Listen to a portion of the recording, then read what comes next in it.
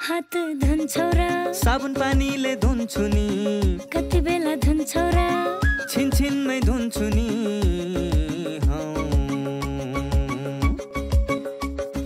घरमा पस्दा अफिस पस्दा सधैँ धुन्छु हात कोरोनालाई यसै गरी भगाइदिन्छु म त घरमा पस्दा अफिस पस्दा सधैँ धुन्छु हात कोरोनालाई यसै गरी भगाइदिन्छु म त भान्सा छिर्नु अगाडि खाना खानु अगाडि जहाँ त्यही छोएपछि हातले छोपी खोकेपछि हात धुन्छौ र साबुन पानीले धुन्छु नि कति बेला धुन्छौ र छिनछिनमै धुन्छु नि कोरोनाबाट बच्ने 3 उपायहरू। व्यक्ति बीच 2 मिटर टाढा बस्ने, घरबाट बाहिर निस्कँदा मास्क लगाउने र बेला बेलामा साबुन पानीले मिची 20 सेकेन्डसम्म हात धुने। कोरोनाबाट आफू पनि बचाउँ र अरूलाई पनि बचाउँ। दर्शकवृन्द नमस्कार। कार्यक्रम स्वस्थ जीवनमा यहाँलाई हार्दिक स्वागत छ। यो कार्यक्रम लिएर हामी हरेक दिन आउने गर्छौँ यसै बेला अर्थात् यो प्रसारण भइरहेको बेलामा एनटिभी प्लस, एनटिभी कोहलपुर र एनटिभी इटहरीबाट यो कार्यक्रम दैनिक रूपमा फरक समयमा प्रस्तुत हुने गर्छ। नेपाल सरकार, स्वास्थ्य तथा जनसङ्ख्या मन्त्रालय, राष्ट्रिय स्वास्थ्य शिक्षा सूचना तथा सञ्चार केन्द्र र नेपाल टेलिभिजन बीचको सहकार्यमा निर्माण एवं प्रसारण हुने गर्छ यो कार्यक्रम स्वस्थ जीवन, जसमा हामी विज्ञसँगका कुराकानी प्रस्तुत गर्छौँ, केही जानकारीहरू प्रस्तुत गर्छौँ, धेरै जसो भने स्वास्थ्य सम्बन्धी चेतनामूलक सामग्रीहरू प्रस्तुत गर्ने गर्छौँ, समेट्ने गर्छौँ। कार्यक्रमको सुरुवात हामीले कोभिड-19 को यो प्रकोपपछि गरेका हौँ। त्यसकारणले गर्दा कार्यक्रममा धेरै जसो प्रसङ्ग कोभिडकै आउँछन् अर्थात् कोरोना भाइरसकै आउँछन्। त त्यस बाहेक पनि स्वास्थ्य सम्बन्धी अन्य समस्याहरूका समाधानका प्रयास पनि कसरी गर्नुपर्छ भनेर अनि कहाँ छन् भनेर कसरी खोज्ने भनेर हामी यो कार्यक्रममा खोज्ने गर्छौँ। त्यसैले हामी धेरै जसो विज्ञहरूसँगका कुराकानी यो कार्यक्रममा बढी प्रस्तुत गर्ने गर्छौँ। हाम्रो दैनिक जीवनमा आइपर्ने स्वास्थ्य सम्बन्धी विभिन्न समस्याको समाधान खोज्नु नै यो कार्यक्रमको मुख्य आशय हो। त्यसैले हामीले कार्यक्रमको नाम नै जुराएका छौँ स्वस्थ जीवन। दर्शकवृन्द, आज पनि हामीसँग त्यस्तै केही प्रसङ्गहरू छन्, त्यस्तै केही जानकारीहरू रहेका छन्, महत्त्वपूर्ण जानकारी रहेका छन्। आउनुहोस् ती प्रसङ्गतिर प्रवेश गरौँ। दर्शकवृन्द, एउटा अनुसन्धानले के पत्ता लगाएको छ भने प्रति वर्ष 80 लाख मानिसहरूको मृत्यु, विश्वभरिको तथ्याङ्क हो यो, 80 लाख मानिसहरूको मृत्यु सुर्तीजन्य पदार्थको सेवनबाट हुने गरेको छ। अर्थात् सुर्तीजन्य पदार्थ, चुरोट, खैनी लगायतका पदार्थ सेवन गरेको कारणले वर्षमा 80 लाख मानिसहरूले ज्यान गुमाउने गर्छन्। पछिल्लो समयमा कोरोना भाइरसको सङ्क्रमण बढ्दै गएपछि सुर्तीजन्य पदार्थ प्रयोग गर्ने व्यक्तिहरूलाई सङ्क्रमण धेरै हुने गरेको र त्यस्ता व्यक्तिहरूको सङ्क्रमण जटिल हुने गरेको र मृत्यु पनि त्यस्ता व्यक्तिको धेरै हुने गरेको पत्ता लागेको छ, प्रमाणित भएको छ। त्यसैले गर्दा WHO ले अहिले एउटा अभियान नै सुरु गरेको छ कि 1 वर्षमा 10 करोड मानिसलाई सुर्तीजन्य पदार्थबाट टाढा गराउने, छोड्न लगाउने। त्यसको लागि विभिन्न चेतनामूलक कार्यक्रमहरू आयोजना गरिँदैछ। यो विषयमा विशेष सामग्री आजको कार्यक्रममा हामी प्रस्तुत गर्नेछौँ। त्यसगरी हामी आज कार्यक्रममा अर्को एउटा सामग्री पनि प्रस्तुत गर्छौँ, स्वास्थ्य संवाद। स्वास्थ्य संवादमा एकजना अनुभवी चिकित्सकसँगको कुराकानी प्रस्तुत गर्छौँ जो मृगौलासँग सम्बन्धित हुनुहुन्छ। मृगौला रोगीले यो समयमा कसरी बच्ने, दैनिक जीवन कस्तो बनाउने, कस्तो जीवनशैली अपनाउने, मृगौलालाई कसरी बचाउने, त्यो पनि एउटा महत्त्वपूर्ण कुरा। मृगौला खराब भयो भने एकदमै धेरै गाह्रो हुन्छ, खर्च पनि धेरै लाग्छ। हुन त नेपालमा उपचार सित्तै छ, तर पनि अरू अप्रत्याशित खर्च लागि नै हाल्छन्, दुःख पनि धेरै पाइन्छ। त्यसैले मृगौला कसरी बचाउने र यो समयमा कसरी बच्ने, यो विषयमा पनि आज हामी एउटा सामग्री प्रस्तुत गर्छौँ। स्वास्थ्य संवादमा यो संवाद गर्छौँ। त्यसै गरी अहिलेको यो समयमा जीवनशैली कस्तो हुनुपर्छ, एकजना चिकित्सकको भनाइ पनि हामी आज प्रस्तुत गर्छौँ। यसरी हामीसँग विभिन्न खालका फरक सामग्रीहरू रहेका छन्। बीचबीचमा छोटा सामाजिक सन्देशहरू पनि हामी प्रस्तुत गर्छौँ। सुरुमा भने सुर्तीजन्य पदार्थ सम्बन्धी यो एउटा विशेष रिपोर्ट हेरौँ।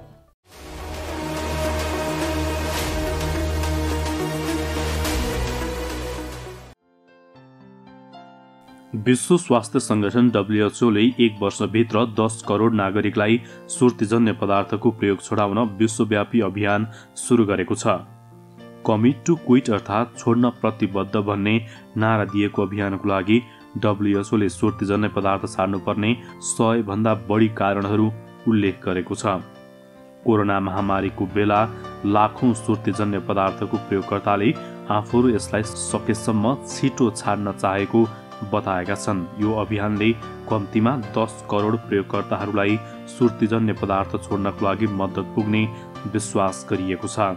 अभियान अन्तर्गत डब्ल्युएचओले आफ्ना साझेदारहरूसँगको सहयोगमा सुर्तीजन्य पदार्थको प्रयोगलाई छाड्न चाहनेको लागि डिजिटल माध्यमबाट सहयोग उपलब्ध गराउनेछ।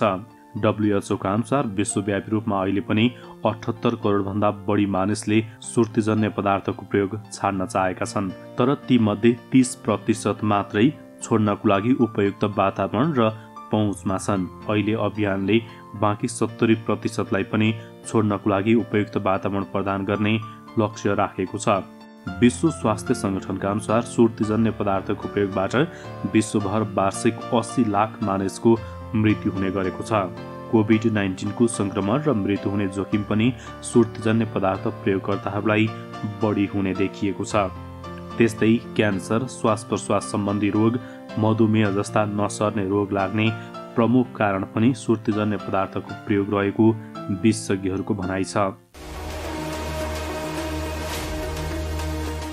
हाम्रो एक सन्तान छ, अर्को तुरुन्तै जन्माउने इच्छा छैन। त्यसैले परिवार योजनाको लामो अवधिका केही अस्थायी साधनहरूको बारेमा सल्लाह लिउँ भनेर आएको। तपाईहरु जस्तो लामो अवधिको गर्भान्तर गर्न चाहनेहरूको लागि इम्प्लान्ट वा आयुसिडी नै ठीक हुन्छ। अनि यो इम्प्लान्ट आयुसिडी कहाँ कसरी प्रयोग गरिन्छ, कति समय काम गर्छ होला? इम्प्लान्ट चाहिँ महिलाहरूको पाखुराको छाला मुनि राख्ने हो र यो एक पटक राखेपछि 5 वर्षसम्म गर्भ रहँदैन। अनि आयुसिडी नि? आयुसिडी चाहिँ महिलाहरूको पाठेघरमा राखिन्छ र यो एक पटक राखेपछि 12 वर्षसम्म गर्भ रहँदैन। बीचमै सन्तानको रहर भयो भने? यदि तपाईहरुलाई बीचैमा सन्तानको रहर भएमा यी दुवै साधनहरूलाई झिक्न पनि सकिन्छ। अनि यी दुवै अस्थायी साधनहरू कतिको सुरक्षित छन् त? सुरक्षित र प्रभावकारी छन्। तपाईहरुले केही डर मान्नु पर्दैन। पहिला तपाईहरुले सल्लाह गर्नुहोस्, त्यसपछि सेवाको लागि त हामी जहिले आउनुहुन्छ तयार छौँ। नमस्ते, म डाक्टर निपुञ्ज श्रेष्ठ, बालरोग विशेषज्ञ। अहिले यो कोभिड-19 इन्फेक्सनको जुन एउटा महामारी जुन सुरु भएको छ, यसमा चाहिँ बालबालिकाहरू पनि उत्तिमै जोखिममा छन्। हामीले बालबालिकाहरूलाई यो कोभिड इन्फेक्सनबाट जोगाउनु धेरै जरुरी देखिन्छ। अब बालबालिकालाई जोगाउनको लागि हामीले जुन ठुलो मान्छेहरूको लागि भन्छौँ त्यस्तै नै हो। मास्कको प्रपर युज हुनु पर्यो, हात टाइममा धोइराख्नु पर्यो, ह्यान्ड सेनिटाइजरहरू युज गरिराख्नु पर्यो, सोसियल डिस्टेन्स मेन्टेन गर्नु पर्यो, बच्चाहरू बाहिर गएर अरूसँग धेरै घुलमिल हुनु भएन, घरमै बसिराख्नु पर्यो। यति हामीले गऱ्यौँ भने हामीले बालबालिकाहरूलाई पनि यो कोभिड-19 को इन्फेक्सनबाट बचाउन सक्छौँ। यो भन्दै बच्चाहरू जब घरमा हुन्छन् उसलाई घरमा चाहिँ एउटा ह्याप्पी इन्भाइरोमेन्ट पनि हामीले राखिदिनु पर्यो। बुवा आमाले बच्चालाई के गरेर खुसी राख्न सकिन्छ, हैन, उसको इन्ट्रेस्ट के छ, म्युजिक गर्न चाहन्छ कि आर्ट गर्न चाहन्छ कि कुनै खेल घरभित्रै खेल्न चाहन्छ कि, त्यो सबमा बुवा आमा पनि इन्भल्भ भएर उसलाई चाहिँ खुसी राख्न सक्नुभयो भने उसलाई यो सिनारियो जुन अहिले कोभिड सिनारियो छ त्यसबाट हामी सुरक्षित राख्न सक्छौँ र उसको मानसिक र शारीरिक विकासमा पनि हामी मद्दत गर्न सक्छौँ जस्तो चाहिँ हामीलाई लाग्छ। नमस्कार, आज म यहाँहरूलाई नवजात शिशु स्याहार सम्बन्धी जानकारी दिन आएकी छु।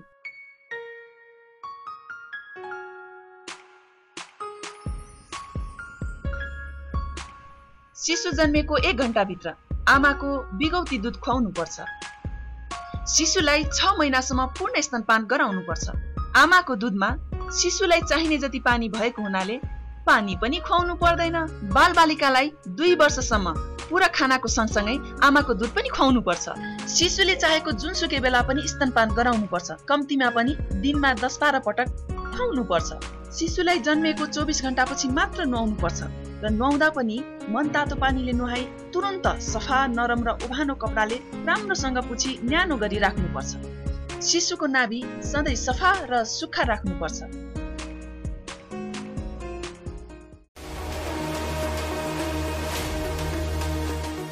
दर्शकवृन्द, हाम्रो शरीरका महत्त्वपूर्ण संवेदनशील अङ्गहरूमध्ये एउटा अङ्ग हो मृगौला। मृगौला यदि खराब भयो भने, मृगौला फेर्नुपर्ने भयो भने निकै खर्चालो हुने गर्थ्यो केही समय अगाडिसम्म। अहिले त नेपालमा मृगौला यहीँ प्रत्यारोपण हुने भएपछि, डायलिसिस यहीँ हुने भएपछि खर्च केही कम भएको छ। सरकारले डायलिसिस त फ्री नै गरेको पनि छ।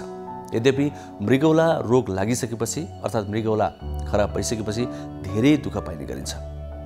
अप्रत्यक्ष खर्च पनि धेरै हुने गर्छ। त्यसो भए सबैभन्दा राम्रो मृगौला बचाउनु राम्रो। मृगौला कसरी बचाउने त?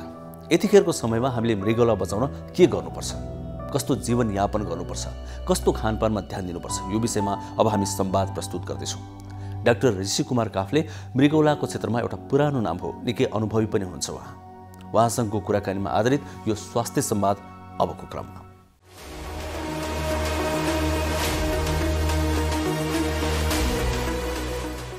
विश्व स्वास्थ्य संगठनका अनुसार विश्वभर 10% मानिस मृगौला सम्बन्धी समस्याबाट ग्रस्त छन्। आधुनिक जीवनशैली, खानपान, व्यस्तता, तनाव आदि कारणले मृगौला फेल हुनेहरूको संख्या बढ्दैछ। नियमित व्यायाम, खानपानमा विशेष ध्यान, शरीरमा तौल र रक्तचापको नियन्त्रणले मृगौला जोगाउन ठूलो भूमिका खेल्दछ। रोग लागेर उपचार गर्नुभन्दा समयमै नियमित परीक्षण गरेर रोग लाग्न नदिनु नै लाभदायी हुने चिकित्सकहरूले बताएका छन्। मृगौलाले काम गर्न छाडेर उपचारको निम्ति अस्पताल आउनेहरूमा निष्क्रिय जीवनशैली बिताउने मानिसहरू धेरै छन्। विलासीपूर्ण जीवन जिउने र सुविधाभोगी जीवनशैलीले मोटोपनासँगै मृगौलाको समस्या बढ्दै गएकोले नियमित व्यायाम गर्न चिकित्सकहरूले सुझाव दिएका छन्। मधुमेह र उच्च रक्तचाप भएका, धूम्रपानको आदत भएका, 50 वर्ष उमेर नागिसकेका, मृगौलाको अन्य समस्या भएका व्यक्तिहरूलाई यो रोगको खतरा बढी हुने भएकोले नियमित रूपमा परीक्षण गर्नु आवश्यक हुन्छ। मृगौला सम्बन्धी रोग लाग्नै नदिन हाम्रो जीवनशैली कस्तो हुनुपर्छ, यसबारे हामीले मृगौला रोग विशेषज्ञ डाक्टर ऋषि कुमार काफ्लेसँग संवाद गरेका छौँ। तपाईँ हामी जन्मिँदा कति बलियो मृगौला लिएर हामी जन्म्यौँ। आमाको गर्भमा हुँदा आमाले कति पौष्टिक खानेकुरा खान पाउनुभयो र मेरो शरीर बन्दाखेरि मेरो मृगौलामा बन्नुपर्ने त्यो नेफ्रोन जुन छ त्यो नेफ्रोनको सङ्ख्या पहिले हामीलाई के भनिन्थ्यो 50 वर्ष अगाडि भने सबै व्यक्तिको नेफ्रोन चाहिँ 10 लाख हुन्छ है, प्रत्येक मृगौलामा 10 लाख हुन्छ भनिन्थ्यो।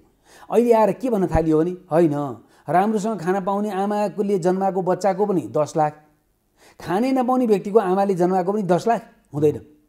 त्यसैले 6 लाखदेखि 20 लाखसम्म नेफ्रोन हुन्छ। भनेपछि यदि हामी जन्मिँदाखेरि नै नेफ्रोनको सङ्ख्या कम लिएर आछौँ भने मैले कमसल मृगौला लिएर आएँ नि र जीवन अब मैले जीवन जिउँदै जाँदाखेरिको बदमा मेरो बिग्रन्दो जीवनशैलीले के गर्ने भयो, कम नेफ्रोन लिएर जन्मिएको रहेछु भने चाँडै मृगौला बिग्रिने भयो। यो पहिलो ख्याल गर्नु पर्यो। जतिसुकै राम्रो मृगौला गतिलो ल्याए पनि तपाईँले जुन वातावरणमा राखिदिनुहुन्छ नि, मृगौला बिग्रिने भनेको कुरा के हो भने हामीले व्यवस्था गरेर पहिलो कुरा पानी यथेष्ट नपिउने। अधिकांश व्यक्तिलाई थाहा छ पानी पिउनुपर्छ तर पानी पिँदैन। कति पानी पिउने? प्यास लागे जति पिउने। सबैलाई भन्यो नि प्यास नलागी नपिउने।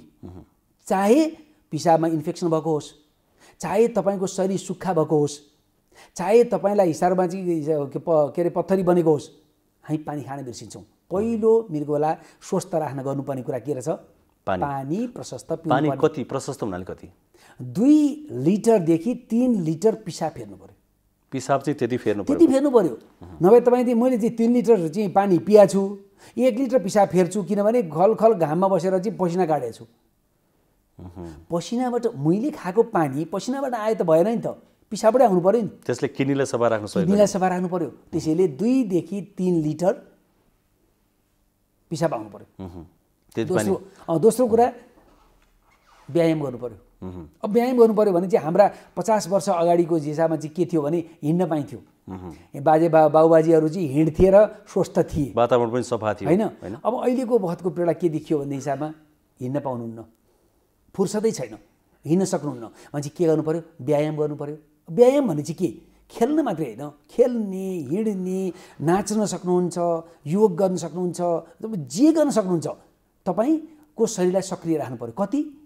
10,000 पाइला दैनिक। 10,000 पाइला प्रतिदिन तपाईँले आफूलाई दौडाउनु पर्यो। त्यो गर्न सक्नुभयो भने के भनिन्छ? तपाईँको शरीर स्वस्थ रहन सक्छ। अब अर्को कुरा के छ? चुरोट खैनी जाँड रक्सी, यो प्रष्ट भएको कुरा हो क्या, थाहा भएको कुरा हो। चुरोट खैनी जाँड रक्सीले क्यान्सर मात्रै ल्याउने होइन, शरीरलाई रोगी बनाउने पनि हो। क्यान्सर ल्याउने आफ्नो ठाउँमा छँदैछ, तर के भन्छ भने शरीरलाई रोगी पनि बनाउने हो। तर त्यो शरीरलाई रोगी बनाउने जुन हिसाबमा छ, त्यो रोगी बनाउने पदार्थ खाने कि नखाने, खानु भएन भन्छौँ। चुरोट खैनी भने चाहिँ कस्तो रहेछ भने यो यदि भगवान मान्नुहुन्छ भने भगवान मान्नुहुन्न, प्रकृति मान्नुहुन्छ अथवा चाहिँ युनिभर्स मान्नुहुन्छ भने युनिभर्सलाई के भने यु च्यालेन्ज, ओके ठिक छ म चुरोट खान्छु, खैनी खान्छु, होइन तँ मलाई चाहिँ सक्सेस भने रोगी भने हो। अब त्यो युनिभर्सले कतिखेर भगवानले कतिखेर चाहिँ त्यो हिसाबमा गएर चाहिँ उसलाई चाहिँ रोगी बनाउने त्यो ठेगान छैन। त्यसले रोगको लागि एप्लिकेसन किन दिनुहुन्छ? चुरोट खैनी जाँड रक्सी नखाने। अर्को कुरा खाने कुरा खानुहुन्छ, के खाँदै हुनुहुन्छ? स्वस्थ खाने हुनुहुन्छ मान्छे के भन्छ भने धेरै मासु खानु, धेरै दुध दही खानु, धेरै हिसाबमा मैदाका परिकार खानु, धेरै गुलियो खानु, धेरै नुनिलो खानु, धेरै चिल्लो खानु भनेपछि यी सबै कुरा के हुन्? रोग ल्याउने वातावरण हुन्। एक दिन खाएर फरक पर्दैन क्या, तर बारम्बार सधैँ त्यही चिल्लो, त्यही नुनिलो, त्यही गुलियो, त्यही खानेकुरा खानुभयो भने के हुन्छ? रोग आउन सक्छ। अर्को कुरा के छ, तपाईँले यदि खाना बदलेको भए रोग आउँदैन थियो होला भने अर्को एउटा कुरा के हिसाबमा छ, कुन बेला खाँदै हुनुहुन्छ? पछिल्लो 2 दशक हेर्नुभयो होला, हाम्रो पार्टी साँझ 6 बजीदेखिको 10 बजीसम्म पार्टी, अफिसबाट काम गयो पार्टीमा गयो के ड्रिङ्क गर्यो, स्न्याक्स खायो, पेट भरिसक्यो, फेरि खाना त खानै पर्यो, अनि घर पुग्यो घोप्लुक्क सुत्यो। हरेक दिन धेरै खाँदा होइन, र अनि घरका महिलाहरू, श्रीमानले खाएन, बच्चा बच्चीले खाएन, आफूलाई डस्टबिन बनाउँदै पकाएको कुरा किन फाल्न त हुँदैन, मैले खान्छु भनेर खाँदै मोटाउँदै मान्छे बेला कुबेलामा खाना खाने, बढी खाना खाने र खाएको खानेकुरा क्वालिटी नहुने, यी कुराले गर्दा के भयो? जीवनशैली बिग्रियो, हाम्रो शरीर बिगार्यो। र अर्को कुरा हामीलाई रक्तचाप छ, मधुमेह छ। अहिले धेरैजनालाई त्यो देखिन्छ। अहिले हरेक घरमा एउटा व्यक्तिको मधुमेह नभएको, रक्तचाप नभएको मान्छे भेट्नुहुन्न। अनि मान्छे के भन्छ भने कति अजित भइसक्यो, कति खाने औषधि, मलाई त दिक्क लागिसक्यो, 10 वर्ष भइसक्यो खाएको यो औषधि, यो त छोडिदिएँ, मैले त छोडिदिएँ, जे होस्। अनि छोडेर के हुन्छ? सजिलो हुन्छ? हुँदैन नि। मान्छे कुरा के आयो भने त्यो औषधि खाएर तपाईँले रक्तचाप ठिक राख्नु भएको छ, मधुमेह ठिक राख्नु भएको छ भने के छ? मृगौला बिग्रिन सक्ने सम्भावना न्यूनीकरण भयो। तर ब्लड प्रेसर र डायबिटिसलाई ठिक राख्नु भएन भने मृगौला बिग्रिन सक्ने सम्भावना जस्तो आँखा जस्तो मुटु जस्तै त्यो पनि सम्भावना बढाउने भयो नि, बढाउन पाइएन। र अर्को कुरा के हिसाबमा छ तपाईँले देख्नुहुन्छ भने आज हामीले औषधि जथाभावी खाइरहेका छौँ। हो, मैले सोध्न खोजेको थिएँ पेन किलर। औषधि पसलमा गएर के भन्छ, मेरो टाउको दुख्यो मलाई दिनुहोस् न पेन किलर। मलाई सिम्पल साधारण डाक्टरले देखेर दिएको प्यारासिटामोल मन पर्दैन, किनकि प्यारासिटामोलले ठिक पार्न समय लाग्छ क्या, ठिकै पार्दैन। मलाई त ठ्याक्क भोबेरान चाहियो, निम्स चाहियो, होइन त्यो हिसाबमा चाहिँ ब्रुफेन चाहियो, किनभने ट्वाक्क मलाई ठिक पार्छ। यो पेन किलरले नै बढी किडनीलाई असर गर्ने हो कि यो हल्ला मात्रै हो कि हो? पेन किलरले चाहिँ बढी असर गर्छ भन्छ। पेन किलर अब फिक्स डोजमा पेन किलर किन बनाइयो? जो तपाईँलाई अथाह दुखाइ छ, घुँडा दुखेर तपाईँ हिँड्न सक्नुहुन्न, कम्बर दुखेर हिँड्न सक्नुहुन्न, होइन तपाईँलाई त्यस्तो हिसाबमा चाहिँ ज्वरो आएर एकदम पुरा जिउ गरेर एकदम गाह्रो भएको छ, त्यस्तो भएको बेला तपाईँले पेन किलर खाएर टेम्परेचर ओह्राल्नुभयो, दुखाइ कम गर्नुभयो, राम्रै हो नि त्यो त पछि। तर त्योभन्दा बाहेक जेमा पनि मैले पेन किलर प्रयोग गर्न थालेँ भने के हुँदो रहेछ? त्यो पेन किलर आखिर तपाईँले खाएको कुरा कहाँ निक्लिन्छ? पिसाबबाट निक्लिन्छ। बारम्बार नचाहिएको बहतको पिरियडमा नि त्यो पेन किलर खाएकोबाट कहाँ निक्ल्यो? पिसाबमा निक्ल्यो, किडनी हुँदै जान्छ। भने त्यसले के गर्दो रहेछ? नोक्सान गर्दो रहेछ। म तपाईँलाई एउटा साधारण उदाहरण दिन्छु। एकजना यङ केटी अमेरिकाबाट नेपालमा आएको, दिदीको बिहेको लागि भनेर आएको, दाँत दुख्यो, दाँतमा के हुन्छ?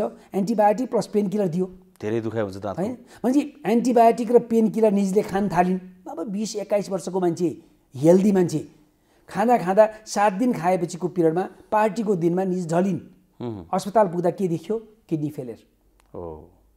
पेन किलरको कारणले त्यो के त्यहाँ के भयो? दौडधुप भयो, पानी खान पाइएन, खाना मिलेन, विभिन्न कुराहरू हुन्छ नि। भनेपछि विवाह व्रतबन्ध अथवा भोज भतेरमा त्यस्तो हुन्छ नि। तर लक्की उनको के थियो? किडनी फेलियर टेम्पोररी थियो। डायलिसिस गरेपछि र उपचार गरेपछिमा निको भइन्।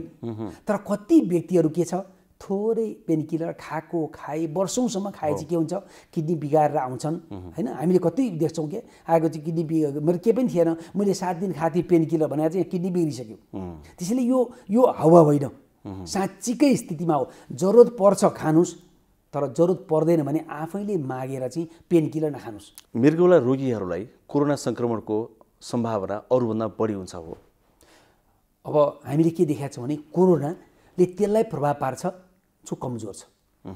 हामी के भन्छौँ भने यदि दुईटै मृगौला बिग्रेर डायलिसिसमा बसेको व्यक्ति कमजोर मानिन्छ, ऊ रोगसँग रोग लड्न सक्ने प्रतिरोधात्मक क्षमता उसको घटेको छ पहिलो कुरा।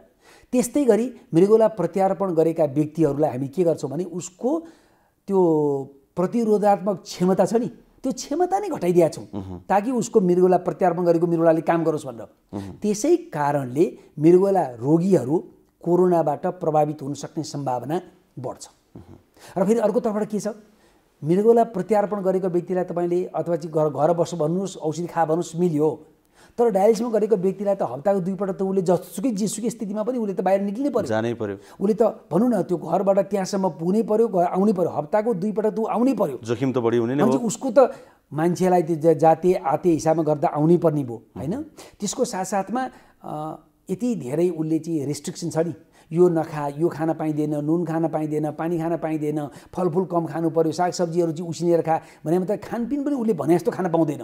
अरूले जुन खाइरहेछन् नि बेसार खा, ज्वानो खा, गुर्जो खा, यो खा त्यो खा भनिरहेछ नि, डायलिसिस गरेको बिरामीलाई हामी त्यो सबै भन्छौँ नखाउनुहोस् है, नखानुस्, पोटासियम बढ्छ, फेरि तपाईँलाई गाह्रो पर्छ भनेर भन्छौँ। भने बिचरा उसले त्यो पनि खान पाएन। मान्छे आफ्नो प्रतिरोधात्मक क्षमता बढाउने कुराको खान पनि नपाउने, त्यसले गर्दाखेरि जोखिम चाहिँ उनीहरूको बढी छ। त्यसैले गर्दाखेरिको रूपमा डायलिसिसमा बसेका व्यक्तिहरूमा पनि कति व्यक्ति त निको भएर पनि गएछन्, कति व्यक्तिहरूमा चाहिँ मृत्यु नै भयो क्या। कोरोना सङ्क्रमित व्यक्तिहरू चाहिँ यदि कोही हुनुहुन्छ भने चाहिँ उहाँलाई मृगौलाको रोग छ भनेदेखि उहाँले चाहिँ थप केही अरू कुरामा ध्यान दिनुपर्छ कि पर्दैन? सबैभन्दा महत्त्वपूर्ण कुरा के, अब डायलिसिसमा गरेर आउनुपर्ने बिरामी त डायलिसिस आउनै पर्यो। प्रत्यारोपण गरेका व्यक्तिलाई के भन्छ भने यो लाउनु मेरो 6 महिना बितिसक्यो, 8 महिना बितिसक्यो, देखाउन पाएको छैन भने चाहिँ घरै बस्नुहोस्। तपाईँलाई किडनीको रोगबाट औषधि खाएको थियो, मलाई देखाउनु पर्ने थियो, घरै बस्नुहोस्, ननिक्लिनुहोस्। किनभने तपाईँ घरमा बस्नु भएको छ, सुरक्षित हुनुहुन्छ। निक्लेर आउनुहुन्छ, बाटोमा आउँदा कता आउनुहुन्छ, को सङ्क्रमणलाई भेट्नुहुन्छ, कता गर्नुहुन्छ, ल्याब टेस्ट गर्न जानुहुन्छ, यहाँ गर्नुहुन्छ, ट्रान्सपोर्ट गर्नुहुन्छ, सबैको भेहिकल छैन भने चाहिँ तपाईँ ट्रान्सपोर्टमा हिसाबमा गर्दाखेरि तपाईँलाई चाहिँ जोखिम बढ्न सक्ने हिसाबमा हुन्छ, घरैमा बस्नुहोस्। त्यसले सुरक्षित भएर बस्ने अहिलेसम्म भएको अस्त्र हामीसँग के हो?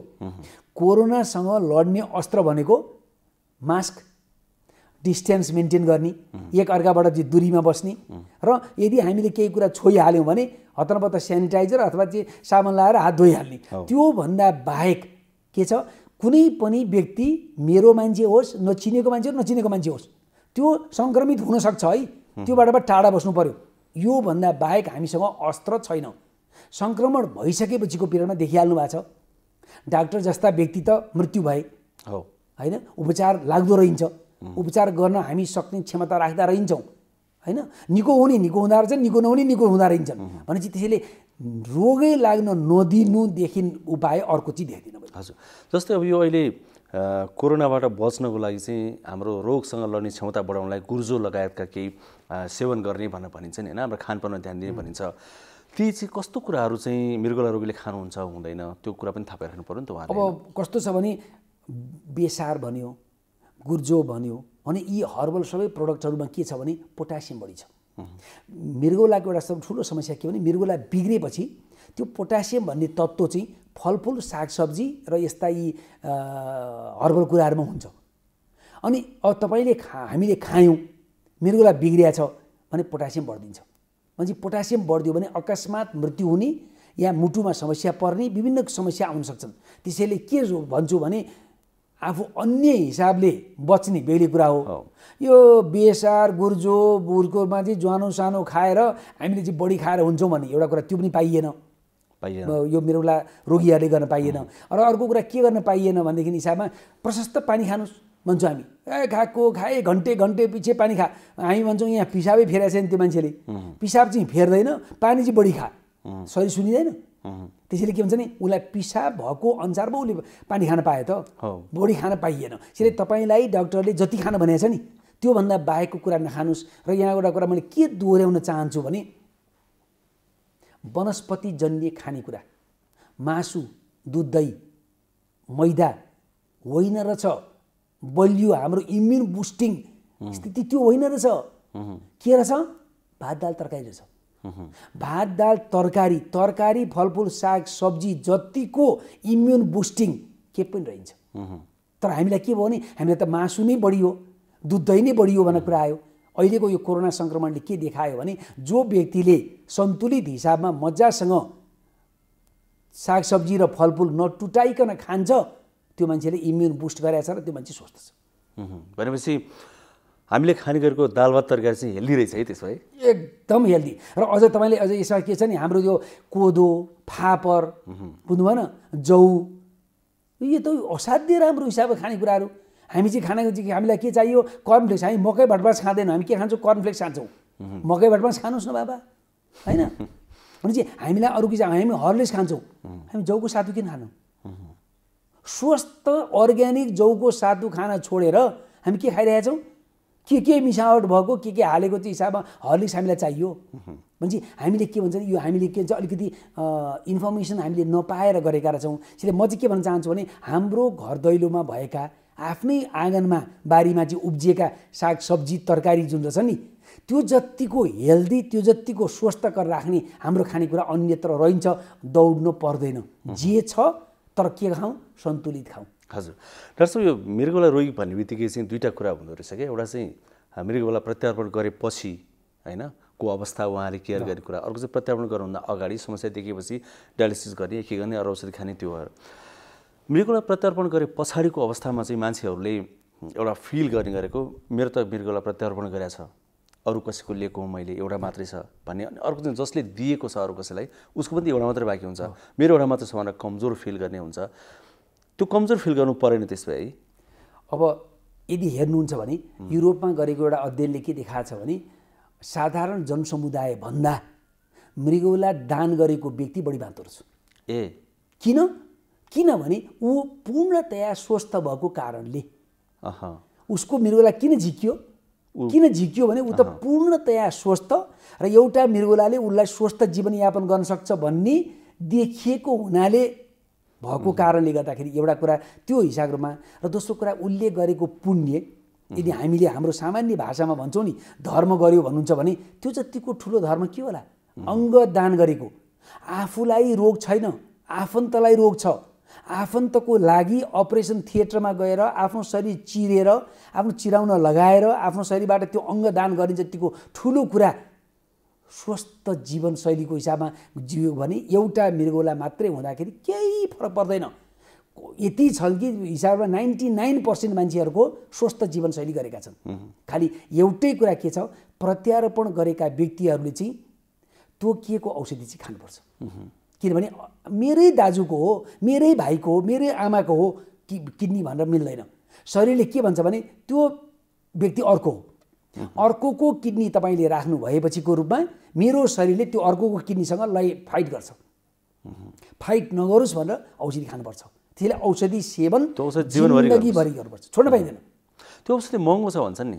अब देशमा बन्दैन विदेशबाट आउँछ त्यसले महँगो छ। सोध्नुहोस् न अहिलेको रूपमा मलाई के लाग्छ भने नेपाल सरकारले डायलिसिस निःशुल्क गर्यो प्रत्यारोपण निःशुल्क गर्यो भने अब के छ अब पालो के भएको छ भने प्रत्यारोपण पछि खाने चाहे कलेजो प्रत्यारोपण होस् चाहे मृगौला प्रत्यारोपण पछि खानुपर्ने इम्युनोसप्रेसिभ मेडिसिन पनि टिबीको औषधि र एड्सको औषधि जस्तै निःशुल्क वितरण गरिदिएको खण्डमा एउटा एकदम राम्रो चाहिँ पछि जान्थ्यो क्या। अहिले कति व्यक्तिहरू के भन्छन् भने होइन म त बरु डायलिसिसमै बस्छु किनभने त्यो 10,000 15,000 20,000 भन्नुहुन्छ तपाईँ औषधि खान महिनाको कहाँबाट ल्याएर 20,000को औषधि खानु मसँग त औषधि छैन बरु म डायलिसिस गरेँ बाँच्छु भन्ने बाध्यतामा कति व्यक्तिहरू छन्। किन डायलिसिस त फ्री हुन्छ डायलिसिस फ्री छ। त्यसले गर्दाखेरि त्योतर्फ हामीले जानुपर्छ। भने दुईवटा कुराहरू जुन हिसाबमा चाहिँ हामीले गर्नुपर्ने कुरा के छ मृगौला प्रत्यारोपणलाई बुस्ट गर्नु पर्यो इम्युनोसप्रेसिभ औषधि दिएर। र अर्को तर्फबाट के गर्नु पर्यो मृगौला बचाउनको लागि चाहिँ जानकारी चाहिँ बाँड्नु पर्यो। बढी से बढी मिडियाबाट बढी से बढी व्यक्तिहरूलाई मृगौला रोग चाहिँ सजिलो रहेछ है स्वस्थ राख्न पनि गाह्रो छैन चेकअप गर्न पनि धेरै गाह्रो छैन, तर नगरी चाहिँ नहुने रहेछ। यति हामीले जिन सक्यौँ भने मलाई चाहिँ आजबाट हामीले सुरु गऱ्यौँ भने 5-10 वर्षमा यो रोगको जुन तपाईँले भन्नुभयो भयावह स्थिति छ नि, त्यो भयावह स्थितिलाई हामीले रोक्छौँ या त्यसलाई हामीले तल सार्छौँ, न्यूनीकरण गर्छौँ। अब अहिलेको लाइफस्टाइल के छ भने हामी कोरोना सङ्क्रमणले गर्दाखेरि अहिले के भनिरहेका छौँ भने धेरै हिँडुल नगर्नुहोस् भनिरहेका छौँ होइन, मानिसहरूलाई सकेसम्म घरमै बस्नुहोस् होइन, बाहिर निस्किँदाखेरि सङ्क्रमण बढ्ने सम्भावना बढी हुन्छ भनिरहेका छौँ होइन। तर घरमा बस्दाखेरि एक्सर्साइज पुग्दैन होइन, किडनीकै कुरा हामीले मृगलाई कुरा गरिरहेको छौँ आज, यसलाई पनि एक्सर्साइज चाहिन्छ भनेर यहाँले भन्नु होइन, त्यसलाई कसरी सन्तुलन मिलाउने? अब सजिलो छ, यो नगरेर मात्रै नसोचेर मात्रै म के भन्ने गर्छु भने 24 घन्टामा तपाईँ कति 7 घन्टा सुत्नुहुन्छ, 8 घन्टा सुत्नुहुन्छ, ल 8 घन्टा तपाईँ बिछौनामा जानुभयो सुत्नुभयो, 8 घन्टा माइनस कति बाँकी रह्यो तपाईँसँग घन्टा? 16 घन्टा। 16 घन्टा प्रत्येक घन्टा तपाईँ घरमा हुनुहुन्छ भने तपाईँ जहाँ हुनुहुन्छ कोठामा, चोकमा, चौरमा, कौशीमा जहाँ हुनुहुन्छ 5 मिनट हिँडिदिनुहोस् न, 5 मिनट स्वास्थ्यको लागि भनेर हिँडिदिनुहोस् न। कति हिँड्नुभयो? 80 मिनट हिँड्नुभयो। प्रत्येक दिन 80 मिनट हिँड्नुभयो भने तपाईँलाई मर्निङ वाक गर्न जानुपर्छ? कहीँ जानै परेन, तपाईँ घरमा बसी बसी। तर के गर्नु पर्यो? त्यो वाक त फेरि एउटा सर्टेन टाइममा बिहान गर्नुपर्छ भन्छ नि, केही जरुरत छैन। यहाँ एउटा सक्रियता हो, यहाँ तपाईँले एकदम ठिक कुरा उठाउनु भयो। बिहान मैले 1 घन्टा घुमेर आएको क्या कुरो भन्नु भएन। अनि दिउँसभरि म चाहिँ काउचमा बसेर सिनेमा हेरेर टिभी गरेर गफ गरेर अनि मैले चाहिँ के भने मैले चाहिँ स्वस्थ जीवनशैली होइन होइन। अहिले के भन्न थाल्यो भने तपाईँ 1 घन्टा हिँडेर 16 घन्टा त्यो काउचमा सुतेर बस्नु त्यो स्वस्थ जीवनशैली होइन। तपाईँ कति हिँड्नुहुन्छ, कति सक्रिय हिँड्नुहुन्छ। त्यसैले बच्चा बच्चीहरूलाई तपाईँले एउटा के अराउनु भने के हुन्छ? बुरुक बुरुक उफ्रिँदै जान्छ। पानी ल्याएन भने हिसाब जिउमा यो खानेकुरा ल्याएन त भने यो जान भने उति बिस्तारोसँग जाँदैन, उरुक बुरुक उरुक उफ्रिँदै जान्छ। अलिकति पाको उमेरको मान्छे भने के बिस्तारोसँग गर्छ। हाम्रो चाहिँ के हिसाबमा देख्छौँ भने जति हामी सक्रिय जीवन हुन सक्छौँ नि, त्यसले घन्टा घन्टा पछि अफिसमा बस्दा पनि के देखिन्छ भने तपाईँ 2 घन्टा 3 घन्टा एकै ठाउँमा बस्नुभयो भने मर्ने सम्भावना बढी हुन्छ। मृत्युलाई हामीले छिटो बोलायौँ, मृत्युलाई छिटो बोलाउनुहुन्छ।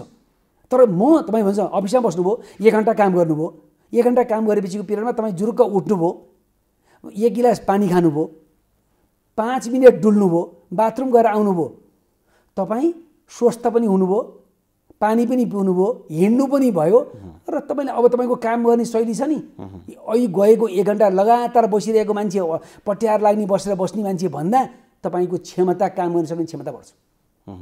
त्यसले सजिलो छ। मान्छे प्रत्येक घन्टा नबिर्सिकन तरकारी काटिरहनु भएको छ, गफ गरिरहनु भएको छ, टिभी हेरिरहनु भएको छ भने एकछिन रोक्नुहोस् न। एकछिन रोकेर के गर्नुहोस्? 5 मिनट डुलिदिनुहोस्। डुल्न फेरि बाहिर जानु परेन, कोठैमा, चोकमा, चौरमा, कौशीमा जहाँ हुनुहुन्छ 5 मिनट डुलिदिनुहोस्। तपाईँ सक्नुहुन्न? त हाम्रो के छ भने डुल्ने भनेपछि लुगा फेरेर बाहिर जाने, उसको बाद नयाँ सबै कुरा गर्ने हो। यो सबै कुरा गर्न हामीलाई झन्झट भयो। झन्झट हुँदा के हुन्छ? मैले गरिनँ भनेर छोड्छ नि। देख्छु कोही व्यक्तिहरू चाहिँ जतिको छ यो अहिले सङ्क्रमणपछि आएको हिसाबमा 12 किलो बढेर आउनु भएको छ। के गरेको? घरमा बसेँ, खाएँ, डर लाग्यो, कतै हिँडिनँ, अनि के गरेको त यो 12 किलो बढाएर? अनि डाक्टर साहब कोरोना सङ्क्रमित भएर आइसोलेसनमा बसेको व्यक्ति बाहिर निस्किन मिलेन नि, उहाँले के गर्ने? त्यही एक्सर्साइज गर्ने? होइन, हिँड्न सक्नुहुन्छ नि। ए बाबा कहीँ नभए पनि त्यो तपाईँ जुन बिछौनामा सुत्नुहुन्छ नि, त्यो सुतेको बिछौनाको वरिपरि घुम्न त परिक्रमा गर्न सक्नुहुन्छ नि। तपाईँ मन्दिर परिक्रमा गर्न चाहिँ सक्नुहुन्छ, बौद्ध गुफासँग गएर चाहिँ गर्न सक्नुहुन्छ, स्वयम्भू घुम्न चाहिँ सक्नुहुन्छ। त आफ्नो परिक्रमा गर्न सक्नुहुन्न? आफ्नो बिछौनाको परिक्रमा गर्नुहोस् न। तपाईँ आफ्नो बिछौनामा हरेक घन्टा 5 के बाद दौड्नु पर्दैन हो।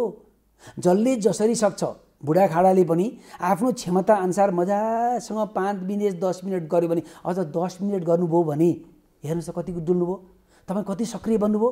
खाएको पच्छ, राम्रो निन्द्रा लाग्छ र आफूलाई के हुन्छ, आहा मैले त आज चाहिँ यति एक्सर्साइज गरेँ, 80 मिनट म हिँडेँ भने के हुन्छ, सन्तुष्टि हुन्छ। त्यो मान्छे रोग लाग्छ? त रोग लाग्न नदिने उपाय छ, जानकारी छ, बुझ्नु भएन? मैले बुझेको पनि छु, गर्न चाहिँ सक्दिनँ। हामी व्यवहारमा उतार्दैनौँ। होइन, उतार्दैनौँ। यो नउतार्ने कारण अहिले तपाईँले भन्नुभयो एकदम दिपजी कस्तो भने सबैभन्दा ठुलो मैले के समस्या देखाएको छु, धेरै व्यक्तिलाई मलाई किडनी जाँच्नुपर्छ थाहा छ, पानी पिउनुपर्छ थाहा छ, चुरोट खाने खानु हुँदैन थाहा छ, मासु धेरै खानु हुँदैन थाहा छ, एकै ठाउँमा बसेर तास खेल्नु हुँदैन थाहा छ, तर गर्न चाहिँ मन लाग्छ। अनि त्यही म गइरहँदा रोगी त हुन्न थिएँ भन्ठाने त्यहाँ हेर्नुहोस् अहिले म रोगी भएँ। म कतिको उदाहरण दिन्छु। कति व्यक्तिहरू के हुन्छ नि मलाई त रोग लाग्ला र मलाई त मृगोला बिग्रेला भन्ने त सोचेको थिइनँ, कल्पना गरेको थिइनँ। अब त म छाँगाबाट खस्या भएँ, के भयो त साँच्चीकै हो त मेरो चाहिँ मृगोला बिग्रेको? बिग्रियो। अब गयो यो जिन्दगीमा मृगोला बिग्रियो। तपाईँसँग 2-3टा मात्रै उपाय छ, कि तपाईँको मृत्यु, कि तपाईँको डायलिसिस, कि प्रत्यारोपण। भनेपछि अब भन्नुहुन्छ यो त कत्रो ठुलो गल्ती भयो, लौ न नि यो त हुँदो रहेछ, मलाई पनि हुनसक्दो रहेछ भने त अब त्यतिखेर गर्ने के गर्ने? त्यतिखेर रुवाबासी गरेर काम छैन। त्यसले म के भन्न चाहन्छु भने हामी सबैजना मान्छे रोगी हुन सक्छौँ हैन। गनाउने ठाउँमा गयो भने हामीलाई के सुगन्ध आउँछ? गनाउने ठाउँमा गयो भने अब गनाउँछ बाबा हैन। सुगन्ध आउने ठाउँमा फुलमा गएको ठाउँ तपाईँलाई के रुन मन लाग्छ? फुल हेरेर हेत्तेरिका यस्तो फुल देखेर मलाई त रुन मन लाग्यो भन्नुहुन्छ? गदगद हुन्छ नि मन। भने जस्तै हिसाबमा मैले आफ्नो जीवनलाई कस्तो बनाउने हो मेरो हातमा छ। त मेरो हातमा छ भने जान्दा जान्दै हैन नगर्नु चाहिँ यही हो, धर्म नगर्नु। आफ्नो शरीरप्रति धर्म नगर्नु चाहिँ के हो? मैले जानेको कुरा नगर्नु चाहिँ यो अधर्म हो। यो चाहिँ गर्न पाइँदैन। हजुर, जीवनशैलीले जीवनको आयु पनि निर्धारण गर्ने भयो भनेपछि जीवनशैली चाहिँ स्वस्थ हुनु पर्यो एकदम। हजुर, हाम्रा आम दर्शकलाई यहाँ के भन्नुहुन्छ? अब यो किडनी यहाँको एउटा क्याम्पेन पनि छ, मृगोला बचाउ अभियान पनि छ होइन। अहिले कोरोनाको समय पनि छौँ हामी, मृगोलाको रोगीहरू दिन प्रतिदिन थपिरहेको अवस्था पनि छ। अहिलेको यो सन्दर्भमा आम दर्शकलाई यहाँ यति लामो समयदेखि यही क्षेत्रमा हुनुहुन्छ, धेरै अनुभव छ होइन, सामाजिक काम पनि गर्नुभएको छ, के भन्नुहुन्छ? अहिलेको समय कसरी बचाउँ भन्नुहुन्छ एउटा आग्रह? म यो कुरा गर्दा के हुन्छ दिपकजी भने धेरै मान्छेलाई के लाग्छ भने ओहो तपाईँले भन्नु मलाई त डर लाग्यो होइन, ओहो मृगोला बिग्रेपछि यस्तो भयावह स्थिति हुँदो रहेछ, लौ न के गर्ने होला भनेर आत्तिनुहुन्छ। आत्तिनु पर्दैन भन्छ। नेपालमा 30 लाख व्यक्तिको मृगोलामा केही न केही समस्या छ। 30 लाख व्यक्तिको 30,000 व्यक्तिमा 3 लाख व्यक्तिमा मृगोला बिग्रिन थाल्यो। 30,000को नराम्रोसँग मृगोला बिगाएर बसेका छन्। त्यसमध्येबाट 3,000 व्यक्तिको प्रतिवर्ष मृगोला बिग्रेर डायलिसिस या प्रत्यारोपण गर्ने स्थितिमा बसेका छन् प्रत्येक वर्ष। यो साधारण आँकडा हो भने विश्व समुदायबाट लिएको हामीले आँकडा हो भने थोरै मान्छेमा मात्रै मृगोला समस्या छ। 90% त मृगोलाको समस्यै छैन भने तपाईँ किन डराउनुहुन्छ? र मेरो एउटै अनुरोध के छ भने तपाईँ जे सोच लिएर जानुहुन्छ नि जचाउनु, यो त मृगोला बिग्रियो कि क्या हो, लौ न बाबु मेरो मृगोला जाँच देऊ, लौ नानी मेरो एउटा त जाँच देऊ, मेरो त मृगोला बिग्रियो क्या हो भनेर जानुभयो भने के हुन्छ? मृगोला बिग्रेको भेट्नु होला। मेरो मृगोला त स्वस्थ हुनुपर्छ, मेरो स्वस्थ जीवनशैली छ, मैले खानपिनमा सहरअनुसार राम्रो गरेको छु, प्रेसर डायबिटिज ठिक राखेको छु, मेरो हेर त बा जाँच गरेर त एक्चुअली मेरो त मृगोला ठिक हुनुपर्छ भनेर जानुभयो भने के हुन्छ? ठिक पाउनुहुन्छ। तपाईँको सोच के लिएर तपाईँ जानुहुन्छ? तपाईँ जाँच्दै जानुहुन्छ त्यो हामी भन्छौँ नि वर्षको एक्चुअली जाँच्ने भने चाहिँ मेरो मृगोला बिग्रियो भनेर जाँच्नुहुन्छ कि मेरो मृगोला स्वस्थ छ भनेर जाँच्नुहुन्छ? नडराउनुहोस्। 90%मा मृगोला रोग छैन। जति जाँच्न जानुहुन्छ जाँच्न जाँदाखेरि के छ? स्वस्थ एउटा भावले के जानुस् भने मेरो मृगोलाको स्थिति राम्रो छ भनेर जानुस् न। मेरो मृगोला स्वस्थ छ भने प्रमाणपत्र लिनको लागि गएको भने ठान्नुस् न। मृगोला बिग्रेको भन्ने भाव लिएर नजानुस्। र त्यो दिनुभयो र यी हामीले जुन कुरा गऱ्यौँ नि मृगोला कसरी हामीले जोगाउन सक्दा रहेछौँ, साधारण सामान्य कुरा छन्। यी कुरा तपाईँले गर्नुभयो भने मृगोला बिग्रिन सक्ने सम्भावना न्यूनीकरण हुन्छ। र यसमा ध्यान दिनुहोस्।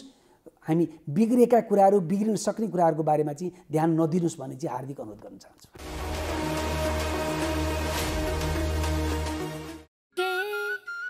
हात धुन्छौ र साबुन पानीले धुन्छु नि, कति बेला धुन्छौ र छिनछिनमै धुन्छु नि,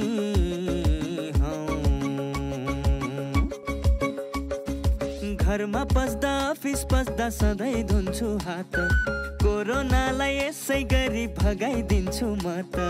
घरमा पस्दा अफिस पस्दा सधैँ धुन्छु हात, कोरोनालाई यसै गरी भगाइदिन्छु म त। भान्सा छिर्नु अगाडि, खाना खानु अगाडि, जहाँ त्यही छोएपछि हातले छोपी खोकेपछि। हात धुन्छौ र साबुन पानीले धुन्छु नि, कति बेला धुन्छौ र छिनछिनमै धुन्छु नि। कोरोनाबाट बच्ने 3 उपायहरू। व्यक्ति बीच 2 मिटर टाढा बस्ने, घरबाट बाहिर निस्कँदा मास्क लगाउने र बेला बेलामा साबुन पानीले मिची मिची 20 सेकेन्डसम्म हात धुने। कोरोनाबाट आफू पनि बचाउँ र अरूलाई पनि बचाउँ। अंगदान महादान, मृत्यु पश्चात नाश हुने मानव शरीरका अंगहरूको दान गरौँ, पुण्य कमाऊ। नमस्कार है काका। नमस्कार। होइन, रेडियोमा ध्यान दिएर के सुनिरहनु भएको हो? रेडियोमा अंगदान गरौँ पुण्य कमाऊ भनेर भनिराखेको छ, त्यही सुनिराखेको नि। अंगदान भनेको के हो? यो अंगदान पनि गर्न मिल्छ र? ल सुन्नुहोस् काका, हाम्रो शरीर मृत्यु पश्चात नाश भएर जान्छ। नाश भएर जाने शरीरका विभिन्न भाग जस्तै छाला, कलेजो, आँखा, मुटु लगायतका अंगदान गरेर अन्य व्यक्तिको शरीरमा राख्न सकिन्छ। कुनै व्यक्ति वर्षौंदेखि मृगौलाको रोगी, अन्धोपनको समस्याबाट पीडित भएका छन्। त्यस्ता समस्याबाट ग्रसित भएका बिरामीहरूले नयाँ जीवन पाउँछन् काका। अंगदान गर्न मिल्ने रहेछ। यस्तो कार्यमा त हामी पनि आजैदेखि लागिहाल्नु पर्छ। ओहो, आजैदेखि यो कार्यमा लागिहालौँ। ल काका, म घरतिर लागे है। कहाँ घरतिर लाग्ने? हामीलाई पनि अंगदान गर्ने ठाउँसम्म पुर्याउनु परेन नाम दर्ता गर्न। उहाँहरूले त नाम दर्ता गराइसक्नुभयो, तपाईहरूले नि। नमस्कार, म डाक्टर मीना थापा, प्राध्यापक, काठमाडौँ मेडिकल कलेज, स्त्री तथा प्रसुति रोग विशेषज्ञ। यदि तपाईँ गर्भवती हुनुहुन्छ भने आत्तिनु पर्दैन। अध्ययनहरूले के देखाएको छ भने अहिलेको समयमा गर्भवती हुँदा पनि गर्भपात हुन सक्ने अथवा गर्भको बच्चामा जन्मजात खराबी हुन सक्ने त्यस्तो स्थिति देखिएको छैन। यदि तपाईँ सङ्क्रमित हुनुभएको छ र बच्चा जन्माउनु भएको छ भने बच्चालाई तपाईँको दुध खुवाउन सक्नुहुन्छ, तर केही सावधानीहरू अपनाएर। गर्भवती महिलाले प्रशस्त मात्रामा पानी, फलफुल तथा तरकारीको प्रयोग गर्नुपर्छ र अनावश्यक रूपमा पीर चिन्ता लिनु हुँदैन। र यदि तपाईँलाई चाहिँ नि रुगा, खोकी अथवा ज्वरो आएको छ भने घरमै सुरक्षित साथ बसी आफ्नो डाक्टरलाई चाहिँ नि सम्पर्क गर्नुहोस्। गर्भवती भएको समयमा रोग प्रतिरोधात्मक क्षमता कम हुने भएको हुनाले यो रोग सजिलै सर्न सक्छ, तसर्थ केही सावधानीहरू अपनाउनु पर्छ। यदि तपाईँ बाहिर भिडभाडमा जानुभएको छ भने कम्तीमा पनि एक अर्कामा 2 मिटरको दूरी कायम राख्नुहोस्। अनिवार्य रूपमा मास्कको प्रयोग गर्नुहोस् र बाहिरबाट घरमा आउँदाखेरि अनिवार्य रूपमा साबुन पानीले मिची मिची हात धुनुहोस् र घरमा बस्दा पनि धेरैचोटि साबुन पानीले मिची मिची हात धुनुहोस् अथवा चाहिँ सानिटाइजरको प्रयोग गर्नुहोस्। काकी कता हिँड्नु भएको? रुगा खोकी लागेर सन्चो नभएको धेरै भयो, औषधि लिन हिँडेँ कि म त। हो, म पनि अस्ति बिरामी हुँदा एन्टिबायोटिक औषध किनेर खाकी थिएँ। मसँग बाँकी छ, त्यही खाँदा भइहाल्छ नि, किन जानु पर्यो र? हिँड्नुहोस्, मसँग औषध लिएर जानु होला। ल ल जाऊ। कहाँ जाने कुरा हुँदैछ? बहिनीकोमा एन्टिबायोटिक रहेछ, त्यही लिन जान लागि। कहाँ त्यसरी एन्टिबायोटिक खानुहुन्छ त? स्वास्थ्य कर्मीको सिफारिस बिना मैले छोरीलाई एन्टिबायोटिक औषधि खुवाउँदा रोग बल्झेर छोरीले कति धेरै दुःख पाए। तुरुन्त स्वास्थ्य कर्मी कहाँ गएर जचाएर मात्र औषधि खानुहोस्। तपाईँ यहाँ आएर धेरै राम्रो गर्नुभयो। एन्टिबायोटिक औषधिको दुरुपयोगले बारम्बार रोग बल्झिएर निको हुन गाह्रो हुन्छ र हामी सबैलाई जोखिममा पारेको छ। त्यसैले सधैँ स्वास्थ्य कर्मीको सिफारिसमा मात्र एन्टिबायोटिक औषधि पुरा मात्रामा र पुरा अवधि सेवन गर्ने गरौँ। नमस्ते, म डाक्टर रोशन पोखरेल, प्रमुख विशेषज्ञ स्वास्थ्य मन्त्रालय। पेसाले म मानसिक रोग विशेषज्ञ हुँ। कोरोना रोग अहिले जुन भयावह रूपमा देखा परेको छ, योसँग हामी डराउनु चाहिँ पर्यो, योसँग हामी सचेत हुनु पर्यो। तर के बुझ्नु पर्यो भने जुन चाहिँ अहिले यसले गर्दाखेरि डर त्रास देखिएको छ, त्यसलाई चाहिँ नलिकन अगाडि बढ्न सक्यौँ, यो निको हुन्छ। 95देखि 98% कोरोना भएका व्यक्तिहरू पुरै निको हुन्छन्। नेपालमा त 99% नै निको हुने रेट छ। त्यही भएर निको हुन्छ, लागिहाल्यो भने आत्तिनु पर्दैन। खालि हामीले 3टा चिज SMS भन्छौँ, एउटा सामाजिक दूरी, मास्क लाउने र सेनिटाइज गर्ने अथवा बारम्बार हात धुने गर्न सक्यौँ र आफ्नो व्यवहारमा केही परिवर्तन गर्न सक्यौँ भने कोरोना लाग्दैन। लागिहाल्यो पनि यसको उपचार छैन। अटोमेटिक 14 दिनसम्म तपाईँले आफ्नो व्यवहारमा परिवर्तन गर्न सक्नुभयो र गाह्रो भएको खण्डमा अस्पताल जानुभयो भने यो निको हुन्छ भन्ने सन्देश चाहिँ सबैलाई दिन चाहन्छु। कोरोना भाइरस महामारीको अवस्थामा सुरक्षित गर्भावस्था। गर्भावस्था एक विशेष अवस्था हो, चाहे कोरोना भाइरस कोभिड-19 महामारीको बेला नै किन नहोस्। विपद वा सामान्य अवस्था जे भए तापनि गर्भवती तथा उनको गर्भमा रहेको बच्चालाई विशेष हेरचाह र स्याहार चाहिन्छ। गर्भवतीमा पनि कोरोना भाइरसको संक्रमण हुन सक्छ। त्यसैले कोभिड-19 का लक्षणका साथै गर्भावस्थामा देखिन सक्ने खतराका लक्षणहरूबारे जानकारी राखौं। गर्भावस्थामा देखिने खतराका लक्षणहरू: टाउको साह्रै दुख्नु, आँखा तिरमिराएर धमिलो देखिनु, हात तथा मुख सुनिनु, हात खुट्टा अरुरो भई काँप छुट्नु वा मूर्छा पर्नु, कडासित तल्लो पेट दुख्नु, योनिबाट रगत वा पानी बग्नु। यी मध्ये कुनै पनि खतराका लक्षणहरू देखा पर्ने बित्तिकै तुरुन्तै नजिकैको स्वास्थ्य संस्थामा जाँच्न लैजानु पर्दछ। नियमित गर्भवती जाँच तथा खतराका लक्षणको समयमै पहिचान गरी गर्भावस्थालाई सुरक्षित बनाऊ। कोभिड-19 सम्बन्धी कुनै पनि जिज्ञासा वा परामर्श चाहिएमा पैसा नलाग्ने कल सेन्टर 1115 वा 1133 मा सम्पर्क गरौँ। अब नसा सम्बन्धी रोग र कोभिडको चाहिँ कुरा गर्दाखेरि अरू मानिसहरूलाई जसरी यो कोभिडले असर गर्छ, नसा सम्बन्धी बिरामीहरूलाई पनि असर गर्ने तरिकाहरू तिनीहरू नै हो र सावधानीका तरिकाहरू जुन छन् तिनीहरू पनि नसा सम्बन्धी बिरामीले अरू छुट्टै किसिमको सावधानी त्यस्तो कुनै लिनु पर्दैन। जुन सावधानीहरू अरू मानिसहरूले लिनुहुन्छ, अरू बिरामीहरूले लिनुहुन्छ, त्यही सावधानीहरूबाट हामी नसा सम्बन्धी हुने यसका असरहरूबाट पनि बच्न सकिन्छ। अब कहिलेकाहीँ चाहिँ नसा सम्बन्धी बिरामीहरू पहिल्यैदेखि धेरै सिकिस्त हुने हुनाले चाहिँ यसको असर वा यसको जटिलताहरू जुन छ तिनीहरू चाहिँ यो बिरामीहरूमा, नसाको बिरामीहरूसँगमा चाहिँ बढी असरहरू देखिन सक्छ र त्यस्तो कुनै शङ्का लाग्यो भने चाहिँ तुरुन्तै हामी हस्पिटल जानु पर्यो र हामीले चाहिँ हेल्थ फेसिलिटिजको जुन छ त्यो चाहिँ सुविधा छिटो लिइहाल्नु पर्यो। दर्शकवृन्द, कार्यक्रममा यहाँहरूलाई फेरि पनि स्वागत छ। हामीसँग अझै पनि केही सामग्री बाँकी छन्। हाम्रो कार्यक्रमको समय अझै पनि बाँकी छ। अब एकैछिन जीवनशैलीको कुरा गरौँ। पछिल्लो समयमा के पत्ता लागेको छ, प्रमाणित भएको छ भने हाम्रो स्वास्थ्य कस्तो बनाउने भन्ने कुरा चाहिँ हाम्रो जीवनशैलीमा धेरै हदसम्म निर्भर गर्छ। हाम्रो जीवनशैली जस्तो हुन्छ स्वास्थ्य त्यस्तै हुन्छ, खानपान जस्तो हुन्छ हाम्रो स्वास्थ्य अवस्था त्यस्तै हुन्छ। फेरि अहिले कोरोना भाइरसको महामारीको यो समयमा त जीवनशैली अत्यन्तै महत्त्वपूर्ण कुरा हो। त अहिलेको समयमा जीवनशैली कस्तो हुनुपर्छ हाम्रो, हामीले कस्ता कस्ता अभ्यासहरू गर्नुपर्छ, कस्ता कस्ता खानपानहरूमा ध्यान दिनुपर्छ, यो विषयमा हामी एकैछिन एकजना चिकित्सकको अनुभवमा आधारित, आग्रहमा आधारित यो सामग्री प्रस्तुत गर्दैछौँ, जीवनशैली।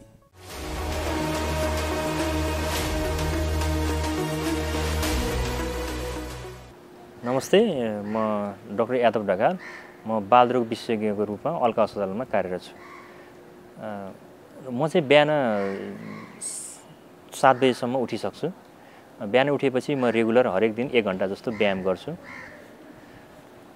त्यसपछि चाहिँ म 2 गिलास मनतातो पानी पिउने गर्छु हरेक दिन। त्यसपछि चाहिँ 1 गिलास ग्रिन टी खाने गर्छु। त्यसपछि चाहिँ म त्यो ग्रिन टी सँगसँगै म बिहानको ब्रेकफास्ट लिन्छु।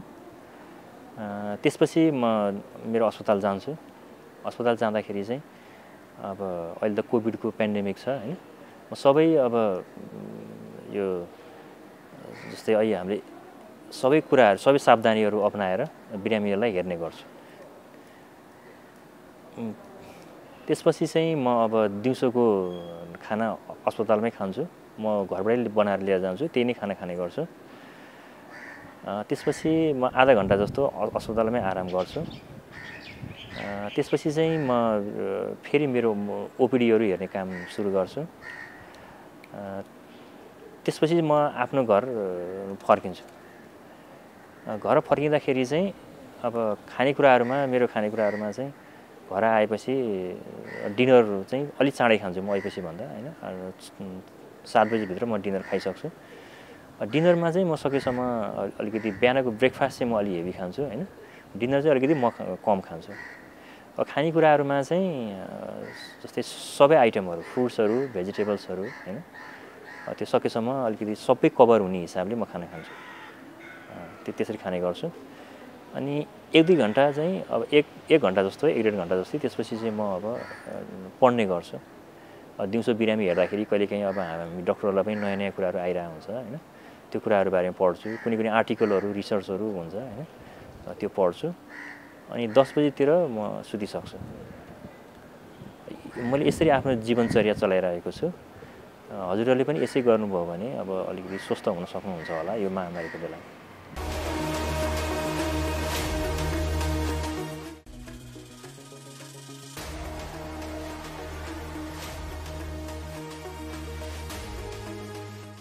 कार्यक्रम स्वस्थ जीवन हरेक दिन एनटिभी प्लसबाट बिहान 7 बजेदेखि 8 बजेसम्म र पुनः साँझ 5 देखि 6 बजेसम्म एनटिभी कोहलपुरबाट दिउँसो 1 देखि 2 बजेसम्म र एनटिभी इटहरीबाट दिउँसो 2 देखि 3 बजेसम्म प्रसारण हुने गरेको छ।